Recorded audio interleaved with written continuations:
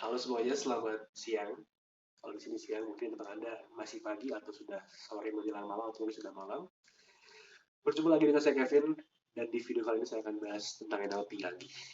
Video sebelumnya saya bahas tentang NLP, tentang thinking on purpose, yang mana thinking on purpose itu bisa menjadi salah satu tools untuk menghilangkan fobia. Nah, kita bicara tentang thinking on purpose yang secara luas, bisa untuk fobia dan untuk yang lain-lainnya juga. Jadi sebetulnya manusia itu berpikir atau memproses pikiran dalam otaknya secara neurologi itu melalui 5 reseptor atau 5 panca indera. Kita belajar ini mungkin ketika SD. Dari mulai reseptor atau panca indera pertama adalah visual dengan mata, auditori dengan telinga, kemudian sentuhan atau kinestetik. Tapi dalam NLP kinestetik itu juga berkaitan dengan perasaan dan arah perasaan. Kemudian olfaktori dan gustatori kalau dalam NLP bahasanya, kalau dalam bahasa panca indera adalah pengecapan dan penciuman. 5 panca indera ini adalah bahasa NLP-nya adalah modality.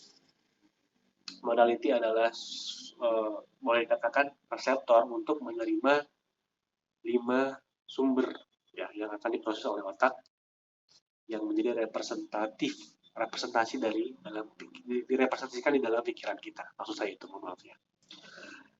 Nah, mengubah submodality adalah mengubah cara berpikir.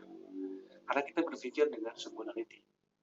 Kalau kita berbicara dengan orang, kita ngobrol, sebetulnya secara tidak langsung kita sedang merepresentasikan apa yang dibicarakan dengan 5 submodality tersebut.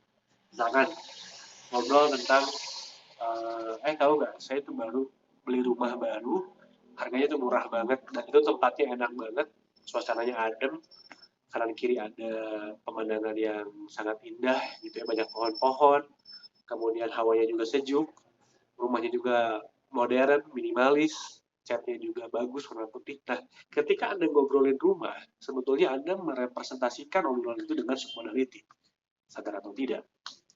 Dengan apa? Sekarang ngobrolin rumah, rumahnya bagus, warnanya catnya putih, dengan konsep minimalis, Anda menggambarkan itu dengan submodality, modality visual dengan submodality gambar, ukuran, warna, kemudian ada kecerahan rumahnya, banyak pepohonan hijau, berarti Anda membuat modality visual dengan submodality atau turunannya adalah pohon-pohon yang hijau, letak pohonnya, letak rumahnya, dan lain sebagainya. Kemudian orang itu juga bilang, rekan Anda ketika ngobrol, tempatnya adem, maka yang Anda representasikan adalah submodality adem, yaitu kinestetik. Kemudian, misalkan suasananya hening, tidak terlalu berisik, itu representasi dari submodality auditori, yaitu volume suara. Nah, itu semua adalah gambaran tentang submodality dan modality. Jadi ketika kita berpikir, otomatis kita akan berpikir dengan modalities dan submodalities. Pasti itu. Sudah pasti. Nah, mengubah itu akan sangat membantu. Richard Bandler pernah ditanya oleh salah seorang peserta seminarnya, Richard, apakah NLP ini terkesan seperti manipulasi? Kemudian Richard Bandler menjawab, kalau manipulasi ini bisa membantu orang yang awalnya screwed up, yang orang ini sangat screwed, bahasa Indonesia screwed apa ya? Sangat ya kewalahan atau apapun istilahnya, menjadi hidupnya lebih baik. Why not? Apa yang salah dengan itu? Karena screwed up-nya itu adalah screwed up yang awalnya juga karena imajinasi mereka, atau karena pikiran mereka, atau karena submodality dan modality mereka sendiri. NLP diibaratkan seperti pemanggang roti atau toaster. Ketika Anda memasukkan roti ke dalam toaster itu, dan hasilnya adalah roti panggang atau toast, maka Anda bisa bilang toaster itu bekerja. Tapi ketika Anda memasukkan roti ke dalam toaster itu tapi tidak menjadi toast, hasilnya nggak jadi roti panggang, maka Anda bisa bilang toaster itu tidak bekerja. Begitupun NLP. Kalau itu bekerja, maka itu yang digunakan. NLP belajar tentang what works, apa yang bekerja. Nah, kembali lagi ke tentang submodality. Berpikir dengan submodality adalah mengetahui problemnya di mana dan meresolve. Maka NLP berpikir tentang apa yang works, apa yang bekerja. Orang yang fobia, orang yang katakanlah punya bad memories atau apapun itu, biasanya berpikir dengan tidak on purpose, remembering, dan menggunakan submodality-nya dengan keliru. Misalkan punya masa lalu yang memalukan lah, misalkan dulu pernah malu-maluin di kelas atau pernah melakukan suatu hal yang konyol di masa lalu.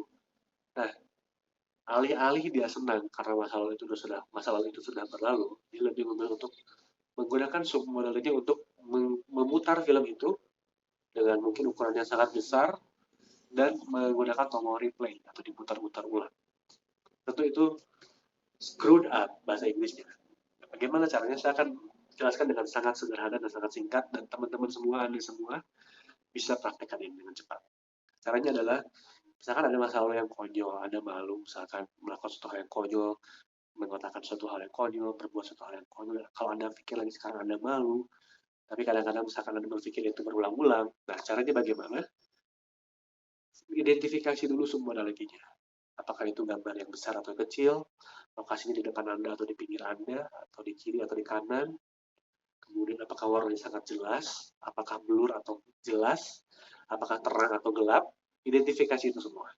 Berikutnya adalah bayangkan ada sebuah televisi kecil yang ukurannya mungkin sekitar 9 inch atau mungkin 5 inch, kecil sekali, dan warnanya TV hitam putih. TV itu hanya bisa menayangkan gambar hitam putih. Bayangkan film tersebut yang bagi Anda itu adalah film yang sangat konyol tentang hal yang pernah Anda lakukan dan itu konyol. Pindahkan ke dalam TV kecil itu, play dalam TV kecil itu yang ukurannya sangat kecil dan warnanya hitam putih. Oke, siap? 1, 2, 3. Pindahkan. Anda tonton itu dalam TV yang kecil, bukan 14 inch, tapi lebih kecil lagi, 9 inch, bahkan lebih kecil lagi, mungkin 5 inch, bahkan lebih kecil lagi, mungkin hanya 3 inch. Dan warnanya hitam putih. Pindahkan. What does it feel? It change. Kalau misalkan awalnya skalanya mungkin 7 atau 8, ketika Anda pindahkan ke TV itu mungkin turun menjadi 5 atau 4 atau 3. It works because reality is like a toaster. If it create a toast, so it works. Sampai jumpa di video berikutnya dan sampai jumpa. See you.